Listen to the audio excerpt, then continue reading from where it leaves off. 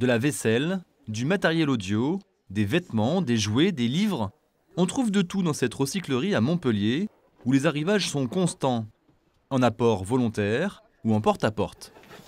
Tout vient d'une collecte, des personnes qui nous donnent du mobilier et qu'on récupère pour le magasin, pour les appartements, pour tout.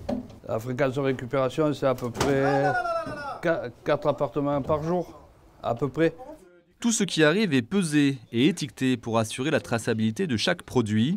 Certains repartiront dans une filière de traitement adaptée, mais beaucoup seront revendus, réemployés.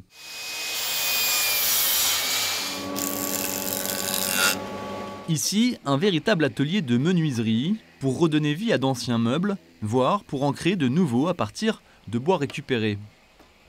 Là, on a un exemple d'une petite étagère qu'on a fabriquée avec des planches récupérées.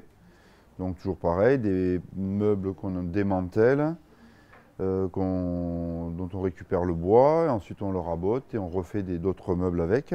Différents ateliers et plusieurs boutiques permettent ainsi à l'association RK d'employer 175 personnes en insertion.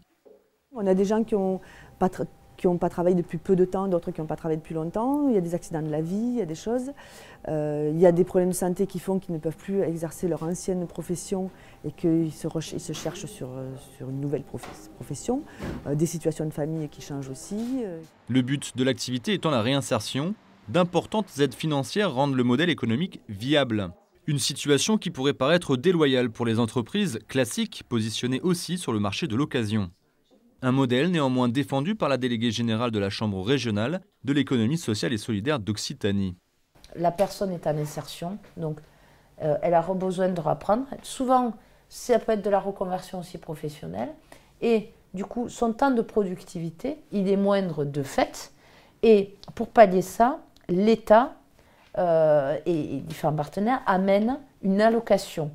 Mais du coup, ce n'est pas la concurrence déloyale, c'est juste de permettre en gros d'avoir un financement un peu d'intérêt général pour mettre à l'étrier des personnes qui ont été exclues du marché du travail. La durée du contrat de travail est assez courte, quelques mois seulement, et les horaires sont aménagés, une vingtaine d'heures par semaine. Objectif, se reconnecter au monde du travail et établir des perspectives. On va les aider à retravailler le CV, alors certains à retravailler le projet, à vérifier s'il y a un vrai projet et s'il est, on va dire, viable, les remettre en face du marché du travail et de la réalité et les accompagner sur la recherche de solutions. En plus de l'aspect social, l'association permet le réemploi et le recyclage d'environ 450 tonnes de matière par an.